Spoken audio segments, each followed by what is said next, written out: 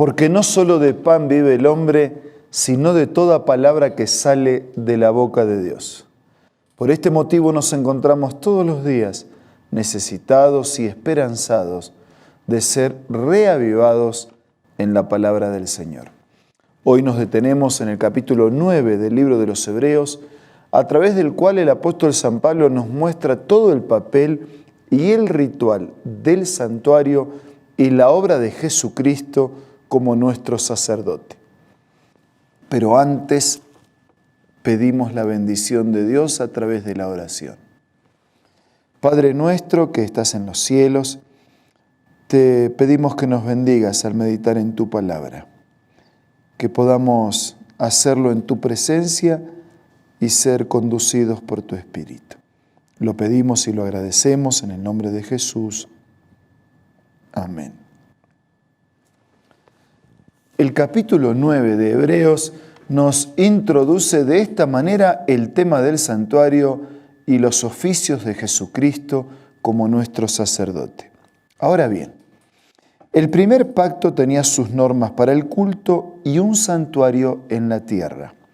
En efecto, se habilitó un tabernáculo de tal modo que en su primera parte se llamaba el lugar santo, estaba el candelabro, la mesa y los panes consagrados. Tras la segunda cortina estaba la parte llamada el lugar santísimo, el cual tenía el altar de oro para el incienso y el arca del pacto, toda recubierta de oro. Dentro del arca había una urna de oro que contenía el maná, la vara de Aarón que había retoñado y las tablas del pacto. Todos los muebles del santuario, tanto en el lugar santo como en el lugar santísimo, de la misma manera que los sacrificios y las ofrendas, tenían como objetivo ilustrarnos el papel de Cristo y su proyecto salvador para redimirnos de nuestros pecados. Los muebles, los sacrificios, el ritual, todo apuntaba a ilustrar la obra redentora y salvadora de Jesús. Versículo 6. Así dispuestas todas estas cosas, los sacerdotes entran continuamente en la primera parte del tabernáculo para celebrar el culto.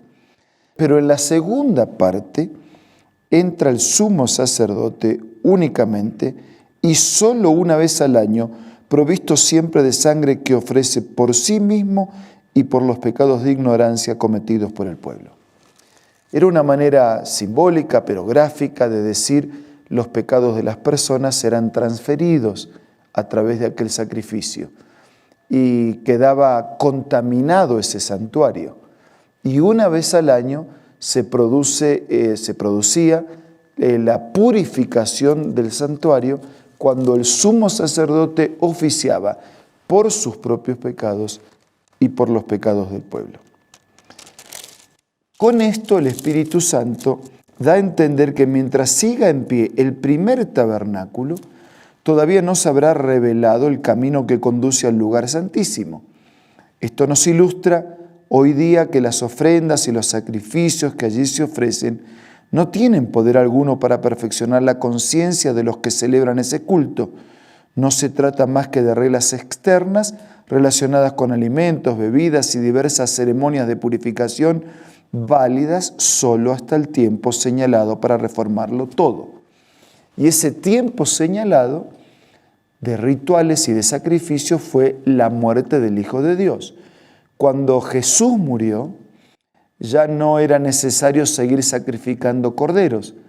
Aquellos corderitos simbolizaban al Cordero de Dios que llevaría el pecado del mundo.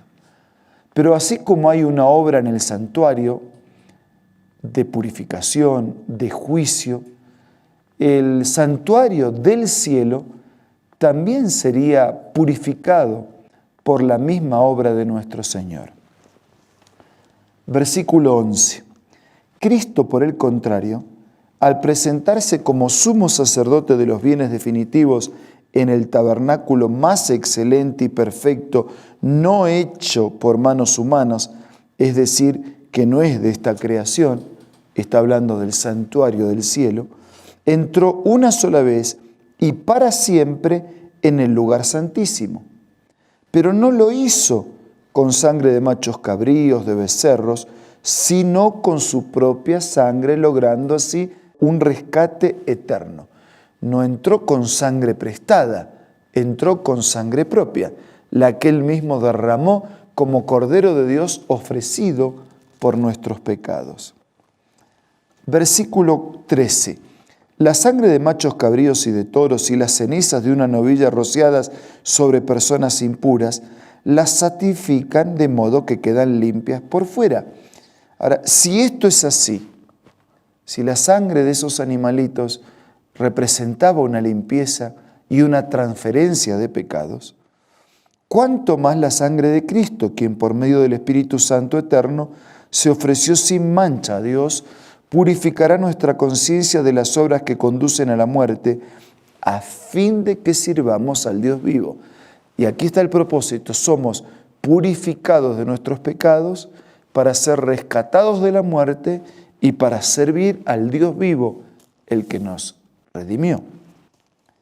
Por esto Cristo es mediador de un nuevo pacto, para que los llamados reciban la herencia eterna prometida, y ahora que Él ha muerto para liberarlos de los pecados cometidos bajo el primer pacto.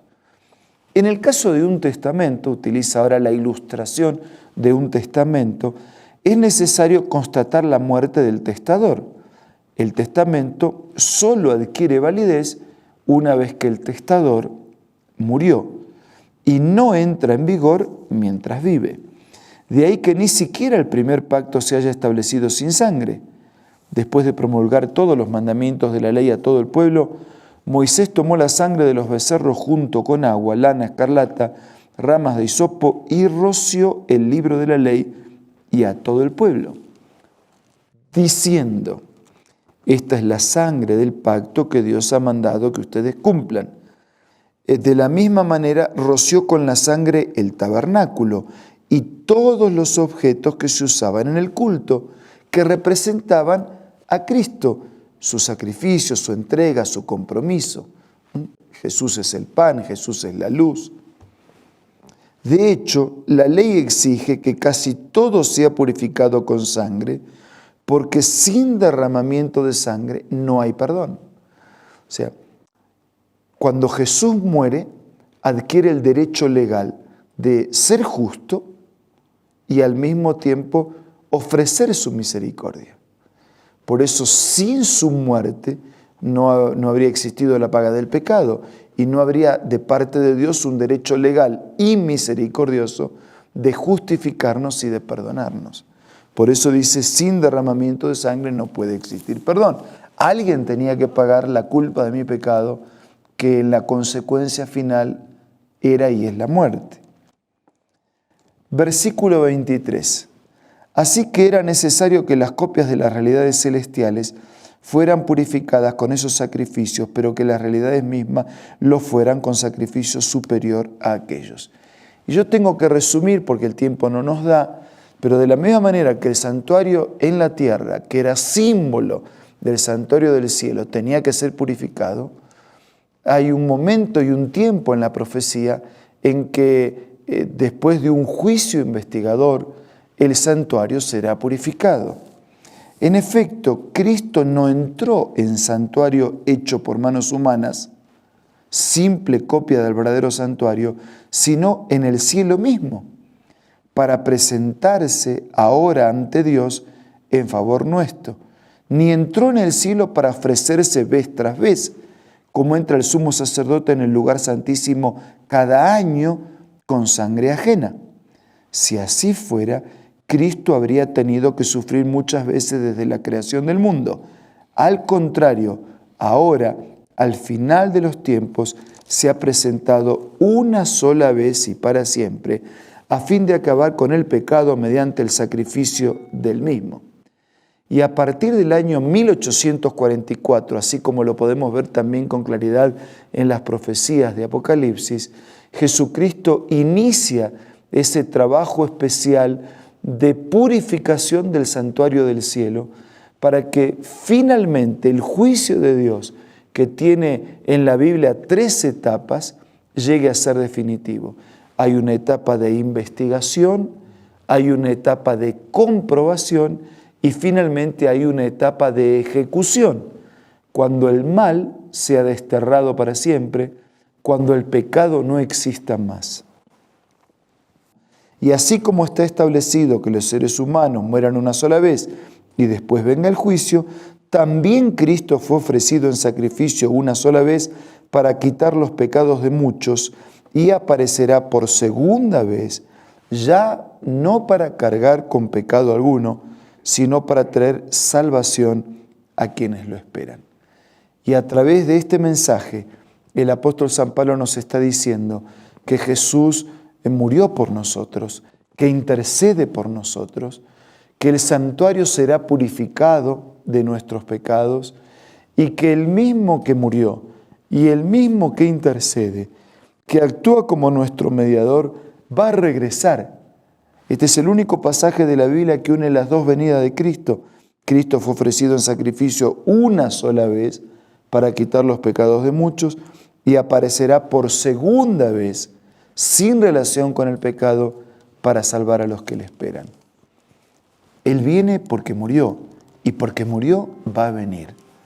Mientras tanto intercede para limpiar nuestra vida de todo pecado, para purificarnos y para prepararnos para su reino. Aceptemos este amor maravilloso y hagamos válido para todos el sacrificio de Jesús en nuestro favor. Ahora vamos a orar.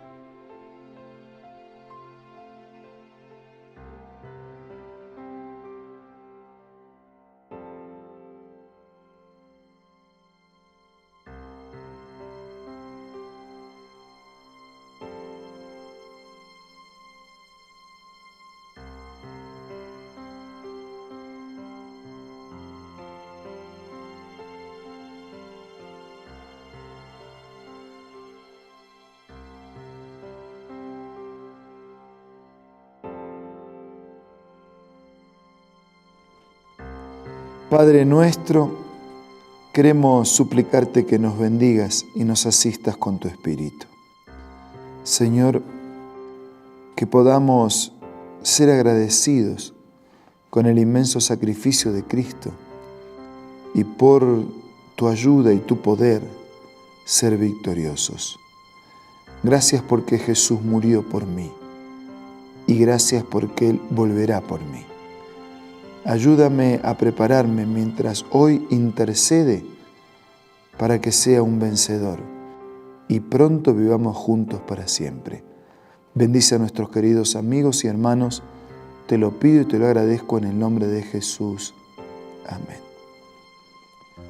Muchas gracias por su compañía amable de todos los días. Nos reencontramos mañana para seguir siendo reavivados por la palabra del Señor.